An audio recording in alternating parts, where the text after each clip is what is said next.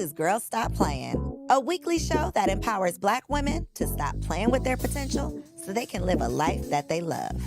I'm Coriel, your favorite homegirl, and I'm on a mission to help Black women make the money and get the honey.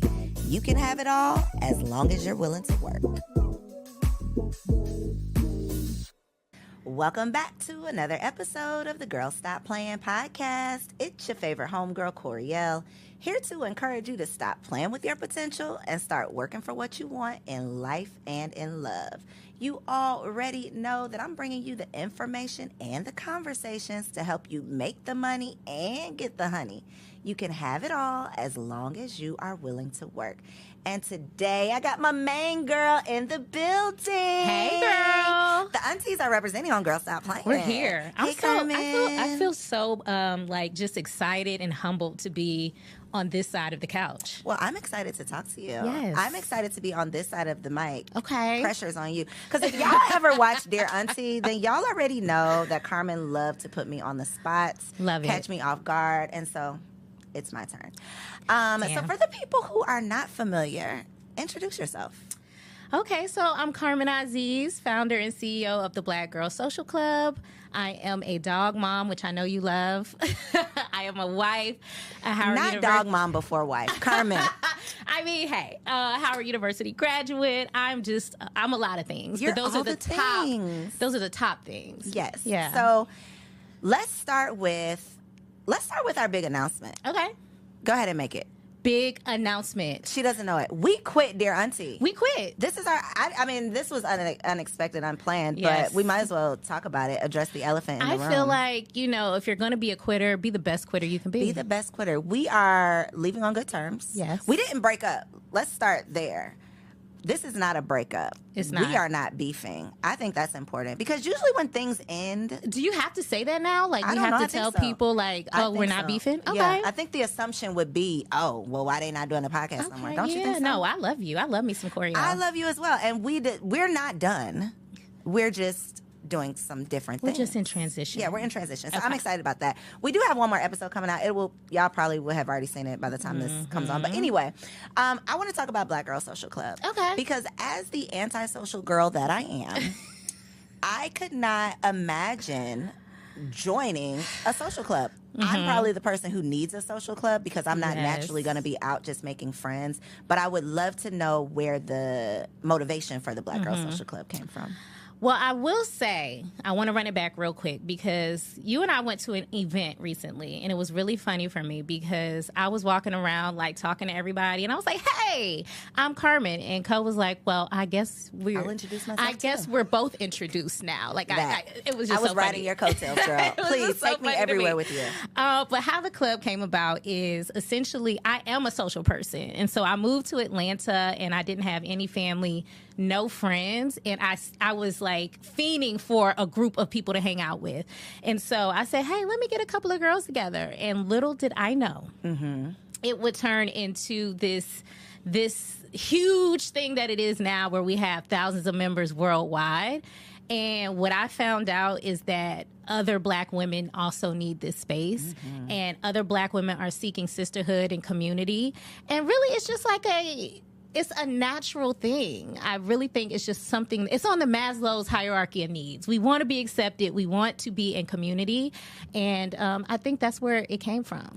And obviously it's needed because you have over 4,000 members, Yes. active members. Okay, let me just say this. Let me just give you some flowers real quick. Because as someone who has tried the membership thing, tried the leadership, running a team thing. That's a whole nother That's a whole nother episode. But that is quite an accomplishment. How long have y'all been around? 5 years. Going on 5. You're in your 5th year, right? You have created a movement, a global movement with thousands of women around the world who have found connection, have found this community, have probably found themselves as part of your club. Yes, so thank you. I don't think that you... Well, you probably do, but I just feel like somebody needs to tell you how Thank bomb you. what you're doing is. Well, no, I feel like I really appreciate that because I think a lot of times when people look at the club, they see the fun side of it. And it's like, oh, they just go out to brunch. And it's like, no. Girl. We putting in work behind the scenes. How many chapters do you have, Carmen? To be honest, I don't know Because off the top of my head, but there's about 70 or so around the world. I just want to just like pause and just let y'all think. Any entrepreneurs out there, y'all already know what that means. But to have 70 of anything to have to manage. Man. And it's not 70 women, it's 70 chapters full of women. So it's just a huge task that you have taken on. And I know that it's impacting women, changing lives, and doing all of the things that you set out for it to do. So I hope so. And I know so. I know so. Girl, you definitely know so. But y'all have to know so. So real quick, right here, we're not going to wait to the end. Where can they find out about Black Girl Social Club? Oh, you can find us on Instagram. You can follow us at the Black Girl Social Club, or you can check out our website, www.theblackgirlsocialclub.com. So especially for, I've seen a lot of people like not transient. I don't think that's the right word. What's it called when you move to a new place? Yeah, like you're a transplant. Transplant. That's it. That's what I was trying to say. So a lot of, people who move to new cities that, like you did, that don't have a community. Back in the day, you could go to like meetup.com and join a meetup group, but you don't want to be with the riffraff now. Carmen has curated a group of phenomenal women. There's a whole process to even be a part.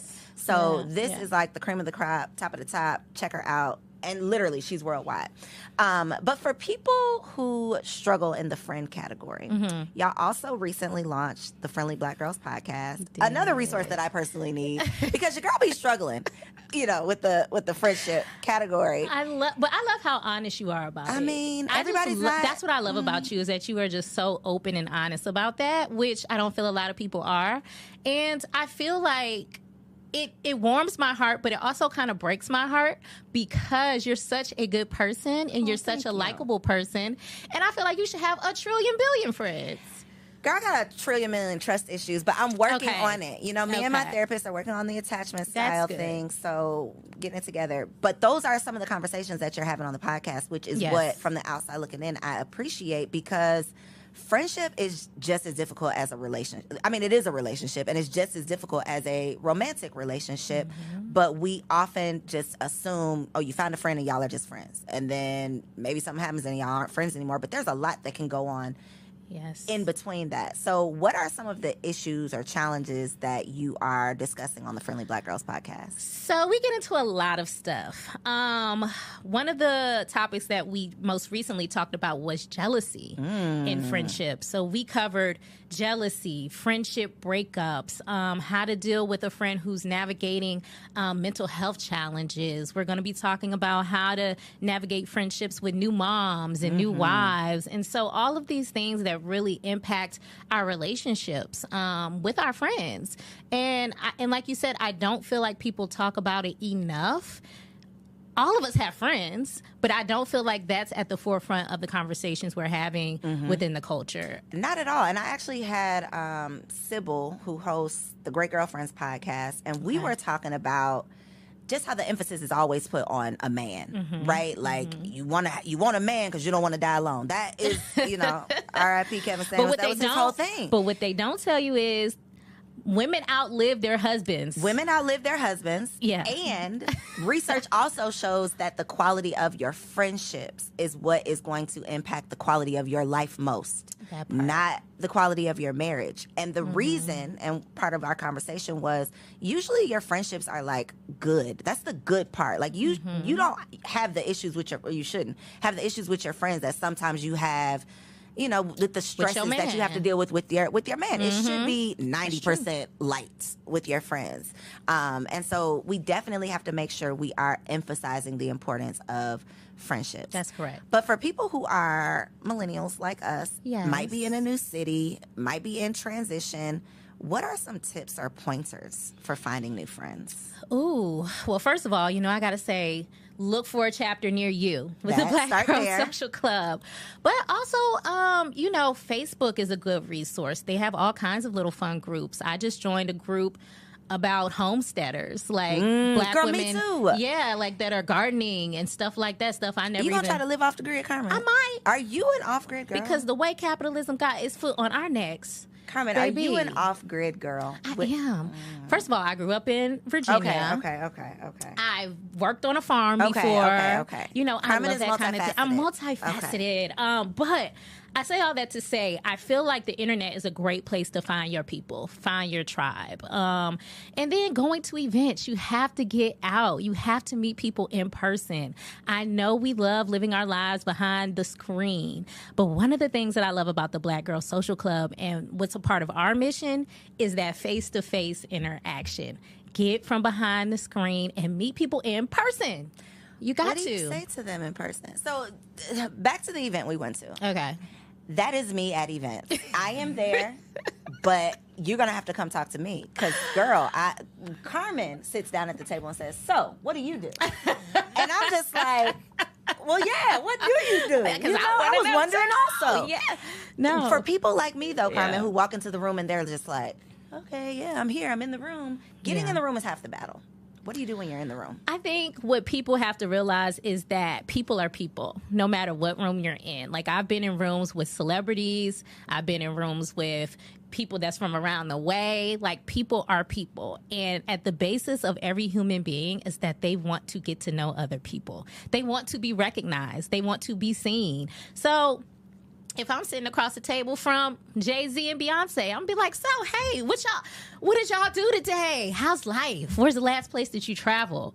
It's just finding that human connection. You don't have to walk up to people and say something fancy. You don't have to pretend to be some fancy person that you're not. And even if you are a fancy person, don't bring that to the forefront of your conversation. I think if you show up as yourself, that's your best bet. And the person that I've always been is somebody who is outgoing, somebody who's talkative, and somebody who is curious about other people. So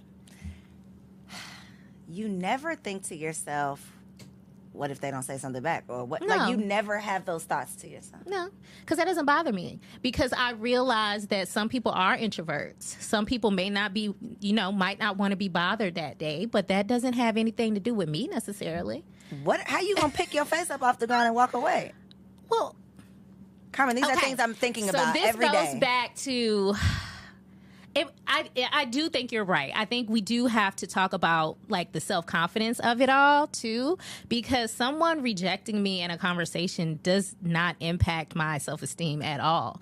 I'm just thinking to myself, like, oh, they must be having a bad day. Yeah, but today. after that thought, then what do you do? Walk away. Nice to meet you. I know I'm overthinking this. I'm sure that I am. And that's what a lot of people do. They overthink the scenario. Yeah. 9 times out of 10, that person is not going to be thinking about you when they leave. They probably had something else on their mind. Maybe they didn't want to be at the event, whatever. But I can guarantee you they're not going home thinking to themselves, that Coriel is really just a strange bird. You know what, Carmen? I think part of it is because there are so many strange birds out in the world that I have met that I never want to be that to somebody else. But even if you've met a strange bird, have you ever gone home and been like yes. 48 hours later, like, I damn. have told Kendra, did you see that lady? Why did she just... Seriously, yes, I have. Okay, well, Coriel's not a great example. She's not. This is what I'm saying. Bringing my point home for me. I'm sorry, but this is real. This really happens. People do such weird stuff that I never want to be the weirdo. But even if that does happen, what real impact does it have on that person in the grand scheme of things? She don't know I was talking. You know what I mean? Like, it's not like I'm going to now go home and because Coriel told her husband that I'm a strange bird, that I'm no longer going to be Beyonce. This is true. I'm still Beyonce. So not caring about what other people think sounds like number one. Yeah, that's the first step. And really just realizing that, again, that everyone has a basic need, which is connection. So the person that's sitting quietly across from you at the table may be an introvert. Mm-hmm. They may want to talk to you, but they may not have the courage to do so. So just opening up the floor for discussion or conversation, even if they say only 2 words, like, oh yeah, I work at such and such. Okay, well that's nice. Good to know. I'm gonna have to hit you up because when I need such and such, I'm gonna have you at the forefront of my mind. Nice to meet you. And then just go on about your Here's day. my Instagram information in case you ever want to hit me up. Carmen, you know I tell you this all the time that I love this about you. That I love that you are the complete opposite of me in so many ways. Okay, yes. Another one of the ways, which is similar to this, is how direct you are. Okay. I will beat all around that bush. I will beat around the bush until it burned down. Like, I will take it to the grave with me. Okay. I will just not mention it. Yeah, you're going to say it. You're going to speak up. You're going to mention it. For people like me, though, who shy away from tough conversations, avoid confrontation, not necessarily because I'm like afraid of it. I think I'm just uncomfortable. You just don't want it. I'm working on it now, though. Me and my therapist, I've made some progress. Good. Speaking of having tough conversations. What's some progress that you made? Having some tough conversations. Okay. Not shying away from them, bringing Good boy. up. Because I will, obviously, I'm not going to like run and hide if somebody brings something to me, but I'm not going to bring it to you. Okay. You know, I'll just kind of wait until I have to talk about it. But I've been being more assertive. But don't you think, so the reason why I love being direct is because that makes, not being direct makes me more uncomfortable than what? Being No, you know what I'm trying to right. say. Not being direct How makes does me that more make you uncomfortable, not being direct? Because then I have to be at home like ruminating on it and stirring over it and thinking about it, and it's on my spirit now. I've never, ever since a small child, I've always been that person that has to be like, I got something to say. You got to get it out. I got to say this. And I'm not saying that you have to say things that would hurt someone's feelings. I'm not saying that you have to. You also have to know when to shut up, too. But I think if it's important enough where it's on your spirit and it's been there for days and weeks, I feel like it's okay for you to go ahead and say it and just get it over with. Pull the Band-Aid off. Ooh, I'd be trying to. Why not? No, I'd be. Like my dad used to tell me, don't pee on my leg and tell me it's raining. I hate when people BS me. And if I feel like somebody's BSing me, I have to just get it out. You know? This is tough. Even with the money thing. If someone owes me money, if someone owes Carmen money, first of all, they're not going to owe Carmen money because she ain't playing those games with you. But if you got her like somehow, if you somehow got something from Carmen, she's going to get it back. I'm going to talk some shit about you owing me money. I'm just going to be like, hey, about that $25. My Cash App is A, B, C, and D.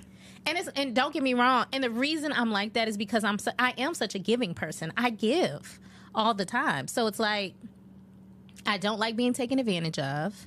I don't like being taken for granted. And so that's how I show up in my friendships. That's how I show up in all of my relationships.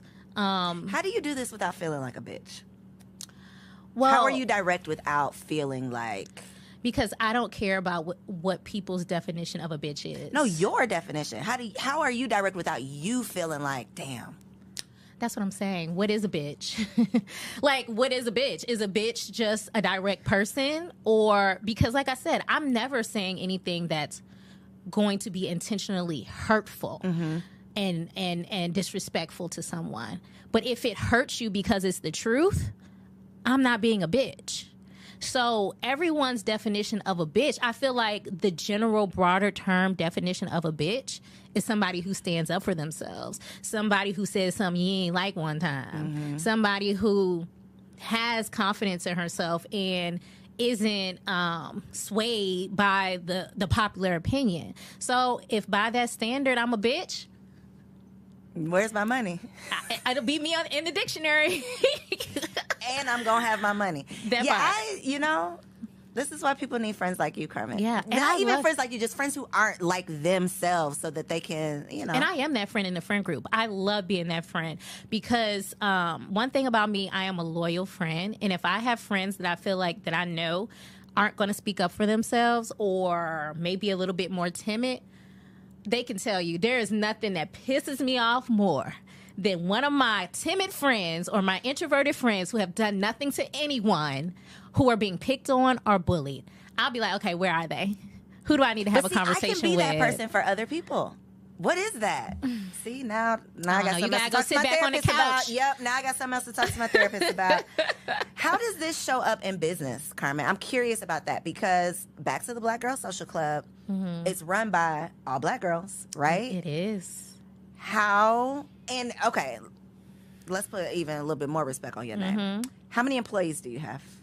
So right now, we have about 10 people that work for the company. That you're managing? Correct.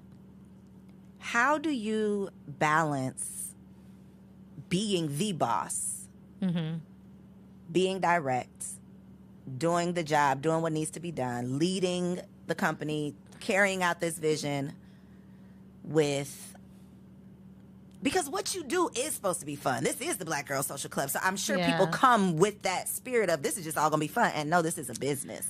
How do you navigate that? Oh, man. I just got a flashback. I'm a little triggered. But in all seriousness, this has been the most difficult thing for me to navigate in this space. When I first started out, I wanted to be this. I had never been a CEO. So I wanted to be the image of what I thought a CEO should be. So I'm going to show up and I'm going to be professional and nobody's ever going to see me have fun. Nobody's going to not take me seriously. I am the CEO. And everybody's got to listen to what I have to say. As time went on, I realized that approach wasn't going to work. What made you realize that? Because I realized that the women that were there for a different reason. They weren't there to work at some corporation. They weren't there to, work in that space. They were trying to get away from that. And you were trying to turn this into that. You're trying to lead this organization like a corporation. I thought this how it needed to be run, right? Because I felt like as a Black woman, people wouldn't take me seriously if I wasn't doing all business all the time. So I had to change my approach, and I realized that I needed to get more into myself, who I actually was as a person. I had to care about people. I had to be curious about my staff. I had to look at things from the human side of things. How are you feeling today? Do you need time off? Do you need mental wellness days? So now my team works Monday through Thursday. Fridays are mental health days for our team. A lot of them don't take it. I guess they just love it there. But, Fridays are the days off for us. So I'm saying all that to say I really had to change my approach. But it still is very difficult for me because working with all Black women, as fun as that sounds, and as much as I love Black women, it is a very unique group of people. So you are navigating all kinds of emotions and all kinds of, if I'm being real, trauma, all kinds PTSD. Of, things that you wouldn't normally have to navigate in a setting that's outside of the Black Girl Social Club. So I'm finding myself oftentimes trying to figure out how to be the boss, how to set boundaries, but also have empathy and show kindness and to be aware of the things going on even in the world. So when you're working at a mostly Black organization, right, or an all Black organization, really, you have to be cognizant of what's going on in politics. You have to be cognizant of what's going on in the world when it comes to things like Palestine and women's rights. These are all things you have to take time to consider when it comes to the people that you're leading. So do you ever find yourself in a tough spot, or is it the same like how you are personally, where it's like, well, if you think I'm a bitch, that's on you? Is it the same mentality with business? Because you have close relationships with some of your staff, right? Yes. I don't know how y'all consider it, but you're friendly. I don't know if you're friends, but you're friendly with a lot of the people you work with. So how do you, because somebody out there and somebody in here, it's me. It's you. Then business about took me out, okay? Trying to run a team about took me out. And you can have a successful business as a solopreneur. Yes. Try to scale that business by bringing on other people, and the shit just burns up because we were not ever CEOs before. Most of us don't have business degrees. Nobody teaches you how to run a company, how to lead a team, all of the things. Somebody out there desires to have employees, desires to lead a team, but don't know how the hell to do it. Like, don't even know where to start. So, and also don't want to show up as the bitch, however you define that, but needs to be taken seriously, needs to be able to, run this business as a business. The thing I had to do was I had to have serious conversations with a lot of my team. Like, listen, I love y'all. I do. I promise I do.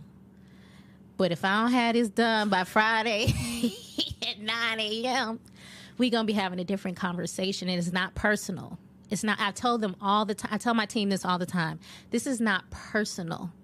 We are doing business from 9 to 5. How do they take that? Because if you have to say that all the time, it makes me feel like they think it's personal. Sometimes they do. Sometimes they take things personally. But what you have to know as a leader is that you're doing what you have to do for your vision, for the company, and for the people that don't even know that you're doing it for them. Sometimes the people that are upset with you don't even realize that what you're doing is for the betterment of themselves. And so I have to really, it's hard to navigate that. But I will say I have a couple of team members who have been with me for a very long time. So they like it there. You know, they like how I show up, and I love how they show up. And so we have an understanding. But do I worry about how people perceive me? Sometimes, but it's not at the forefront of my mind, because what I know about leadership is leaders have to have foresight. They have to be able to see everything from all the angles. When people are working for you, they don't often see everything from all the angles. They don't know what your taxes look like. They don't know what your budget looks like. They don't know what the strategy actually is going to be for the next 5 years, because they don't have access to all the data and they don't have all the context. So as a leader, you have to make people feel comfortable following your lead by saying, listen, I have the information. Some of the information you don't have. Please trust me as I make this hard decision that you probably ain't gonna like. And I think that once they do start getting the information, things can get tricky then too. Yeah. Because part of it, and we've had this conversation about Black women not always wanting Black women to thrive. Why you gotta say it with your teeth clenched? Because I didn't want to say it. You know I love y'all. But I think this is a us thing. It's like, I want to support y'all online. I'll follow you on social media. I like all y'all posts. I'll even join your organization, but I really don't want you to make money off of me. I really don't want you to be... Cole, why you open up that floodgate? I'm just saying. I'm not even just talking about you. I'm talking about period. No, because it's real. people want you to win until you winning. It's very real. How do you navigate that part? I went through the ringer for a few years. But this reminds me of something I want to talk about real quick with Jackie. I forgot how to pronounce her last name. Aina. Yeah, so she started out as one of the makeup girls, right? The makeup girlie. She was just doing her makeup from her, I think she had a 1-bedroom apartment. Her makeup wasn't all that great. Her quality of her videos wasn't all that great. Now she's one of the top creators ever, right? Probably making millions of dollars at this point. And now we have a lot of people saying, well, she switched up and she's no longer the girl that we thought she was.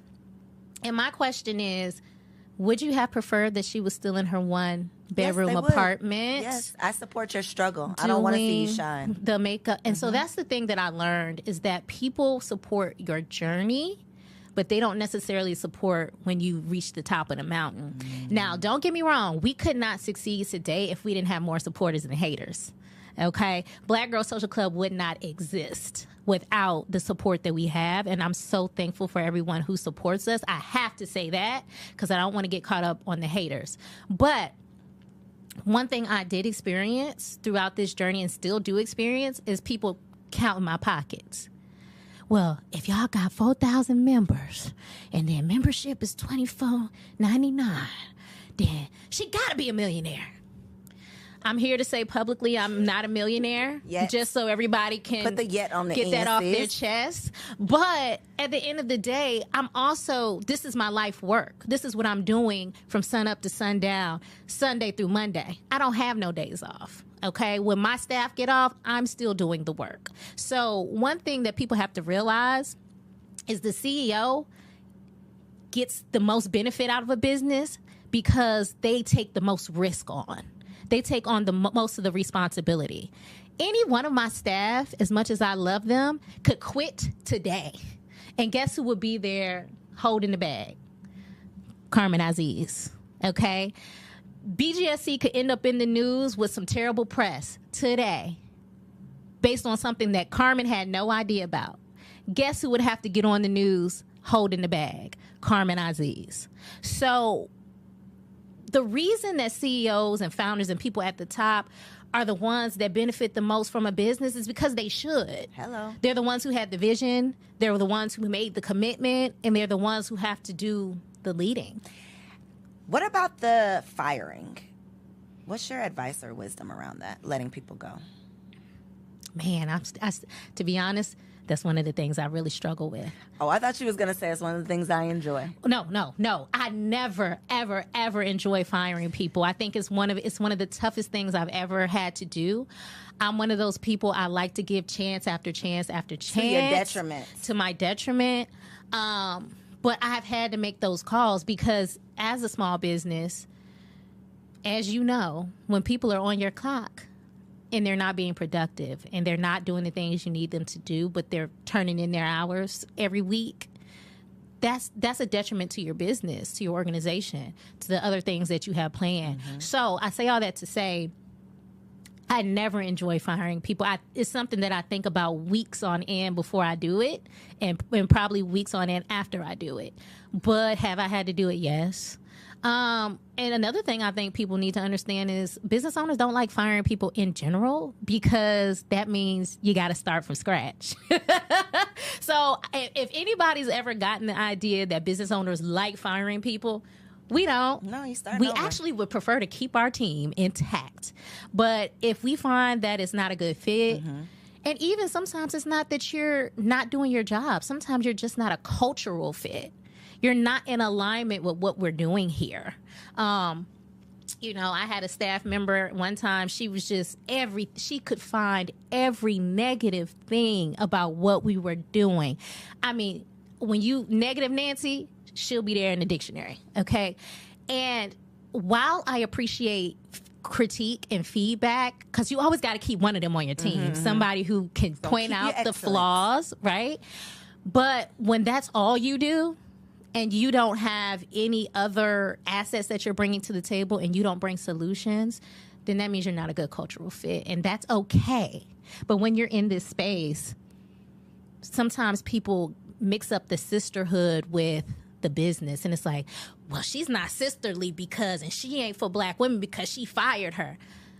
No, I actually am for black women because... That's a whole thing, Carmen. Anybody who does work with black women, speaks up for black women, call themselves empowerment, anything, we are expected to turn a blind eye to any bad decision, any bad behavior that a black woman displays. It's like, well, I thought you was for black women, but you said, I thought you was for black women, but you ain't with...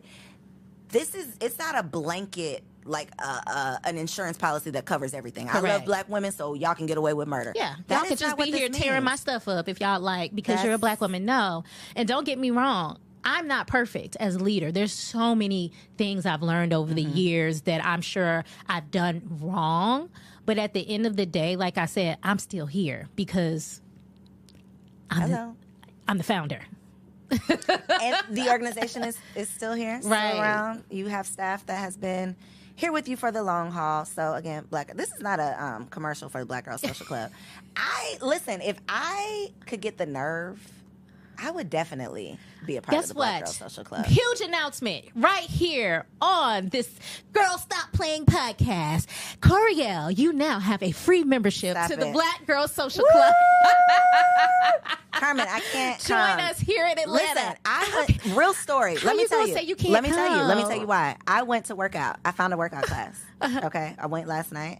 I made it till I was walking out the door, and someone stopped me and was like, "Hey, I love your content." And I said, "Oh, I can never come back." What did you do? I want to go places where people don't know me. Oh, got you. I feel like this is such a gift and a curse because I want to just be a normal, regular person. Understood.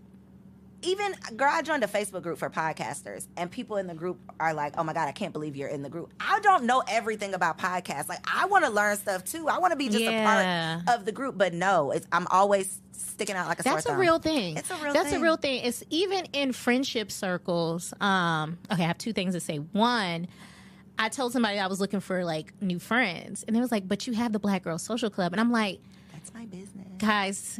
Just like you said, you guys don't understand. Like, I can't like go to the Black Girl Social Club and find friends because they know me there. Like, I have to be who I am there, right? So I want to be in a space where, like you said, regular. I feel comfortable being myself. And then the second thing I wanted to say was, even in our own friendship circles, sometimes it's still hard to be that person, like showing up as Coriel or showing up as Carmen. where people are kind of like, so how's business? What y'all be doing that over there? And blah, blah. And it's like, I just came to drink a mimosa, sis. Girl, I have one friend that literally last time we went out, I'm like, I was so looking forward to this because she is like my safe space. Like, I don't have to look like nothing. I don't have to try to be nothing. I can just, this is a pre-Instagram friend, right? I could just be me. But I think even what you said about Jackie, how people will say, oh, well, she changed. Sometimes it's not even that you changed. Sometimes it's the way people have treat you has changed. So now I can't even be who I was before because you have this expectation. So of now you feel pressured to be Coriel. Yeah, it's like it's just it's a whole circle that is just, I don't know. It's pretty hard for everybody. Yeah. So I think and this just goes back to the importance of having that safe space, that tribe. That's why friendship is so important to me. Well, we can be friends, Carmen. I know. We are friends. Okay. We go hang out and do things. And you came to my house and had a shot. I asked Carmen, hey, Carmen, when can we go for drinks? This was in like February. And she was like, oh, I think March 19th. Girl, this was like the first week of February. And she told me March 19th. Don't to me like that. But no, all of my friends are having to bear with me in this moment because I'm doing so much. Yeah, you're finishing your degree. And I graduate in May, praise God. Yes, and all the things. So, but if I pencil you in on my calendar, just know it means something. That means I do want to hang out with you. Okay. I have a friend that I'm penciled in with this Saturday. Well, pencil me in for another day because that was like a work meeting. I want to talk about getting married later in life. Okay. Even though you're not that late in life. How old were you when you got married? I'm pushing 40. 35? I am 36, so I was 35. 35. Okay, me too. I got married at 35 too. Hopefully that gives y'all a little bit of hope because the way that the internet tells it, like by the time you turn 30, every egg is gone. You all dried up. And the men want nothing to do with you, which was not the case for either of us. No. How did you meet your husband? I met my husband at work. So I met him Was he your work husband?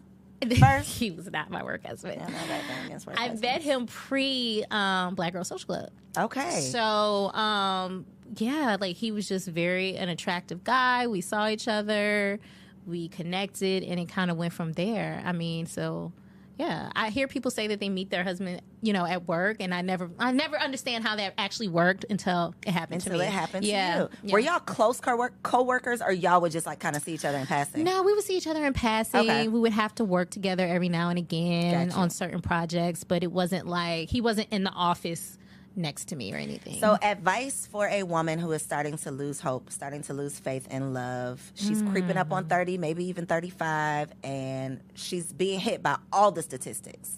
Her fate is just, whew. Well, since you know me off camera, you know that my advice is not about to be like, I know. Yep. Okay, just so we're clear. My advice would be to decenter men from your life. And the advice that I'm going to give, or the reason why I'm saying that, is because I feel like we're in a society where women, that is what our life revolves around. It's like, I gotta get married, I gotta have these kids, and if I don't do that, then I'm less than, and I'm not a good person, and oh my God, who's gonna ever love me? Sis, you got so many other things that you could be doing with your time. You were not put on earth to be just a wife, and not saying just, but to be a wife or a mom. That is not your life purpose. And what about women who literally cannot have children? And what about women who don't want to be married, right? So there's all kinds of women all over the world. So I have to say that first. All women are not the same. But secondly, my advice would be to continue to flourish and be yourself. Continue to do what you do. Continue to be the awesome person that you are. And the man will find you, or you might find him. But I don't think it's something that we should be crying ourselves to sleep at night about. Girl, the ladies be crying themselves to sleep. I think society is starting to change. I mean, we have talked several times about Gen Z. Like, things are changing. Millennials, we already crazy as hell, and the next generations coming behind us are even more so doing their own thing. Like, Gen Z is like, we're not even doing it. We're not doing that shit. We see what y'all are going through, and we're not signing up for that. And I'm not mad at them. And don't get me wrong, I love what marriage symbolizes. I love the idea of two people joining their lives together, creating new life, growing old together. That is such a beautiful thing. So I don't want to sit up here and seem like I'm shitting on that, because I'm not. But what I am saying is I think that there's so many ways to live life. And if that doesn't align with how you want your life to be, or if it simply has not happened for you yet, that doesn't make you less than, and it doesn't make your life any less fruitful. So Carmen was not sitting around crying until she met her husband. Not. She was living a fulfilled life. Yeah, and I was never, and to be honest, I gotta be clear about this too. That is not how I was raised. Okay, my mom was not that girl. She's like, take it or leave it, baby. I am who I am. She never was that girl that was sitting around crying about a man. And I, in turn, was not. So I was not planning my wedding in my head. I wasn't planning what my life was going to look like. I was living my life as I went. And it just so happened that a man picked me out of the crowd. Was like, oh, I like that one. I like that one. And I was like, oh, I like that one too. And the rest is history. Yeah. I'm sad this is over. I'm trying to think of more questions. Let me ask you. So when's your next outing? Don't do that. When's your next social outing? I don't know, because I can never go back to that gym again. My husband's like, so you really, one person saw you and you ain't going to go? No, I'm not going back. So if anybody, I want to find all offline. Like, I wanted a therapist that was not, I mean, seriously, I want a therapist that's not on Instagram. I don't want anybody who knows me from Instagram. Because I had that issue too. I had a therapist, and once she found out what I did, it's weird. She would open the conversations like, so at Black Girl Social Club, like what? And I'm like, I'm literally cringing. Here to talk to you about the stress that I'm under at the Black Girl Social Club. I don't want to talk about the fun stuff right now. I want to talk about my mental health. It's a lot. The internet has created such craziness in real life, but we're navigating it. Mm-hmm. You're helping people create connections offline. Yes. So I'm going to have you tell the people one last time in this camera where they can find you personally to keep up with all of your fabulousness, and also how they can find out more about the Black Girl Social Club. Okay, so you can find me at carmen.nicole.aziz. That's A-Z-I-Z. So that's my personal page. And you can find us at the Black Girl Social Club on Instagram and online. Our website is www.theblackgirlsocialclub.com. Check us out. We are opening again for membership sometime in June. So come party with us. Come party. I got a free membership. I don't know if I'm going to use it, but I will let y'all know if I can get up. Because you're not going to be there. You're not going to be there? I will. Maybe. If you decide to come out, I'm going to say, hey, I'm going to show up. Okay. Let's do it. Okay. You know, we got a couple of things. Maybe you and Kendrick could come out. We have a Black Guy Social Club on the horizon. A couple of events where we're bringing the guys in with us. If I can bring my security blanket, I will be there. So watch out for that this summer in Atlanta. Okay, this summer in Atlanta. Check her out. All right, y'all will catch me at that event. To see what me and Carmen are doing next, though, you're going to have to just follow both of us on Instagram. Check out all, maybe 14 episodes of Dear Auntie. Keep yourself busy with those until you find out what we're doing next. If you enjoyed this episode, please make sure to subscribe to the show, leave your girl a review, and share it with a friend, especially if you know a Black girl who is trying to get social. Catch you on the next episode. So if you made it this far, I just know you loved that episode. Well, what you did not know is that we recorded it right here in ATL at Ellevate Studios. Yes, your girl has her own studio, y'all, and it's not just for me.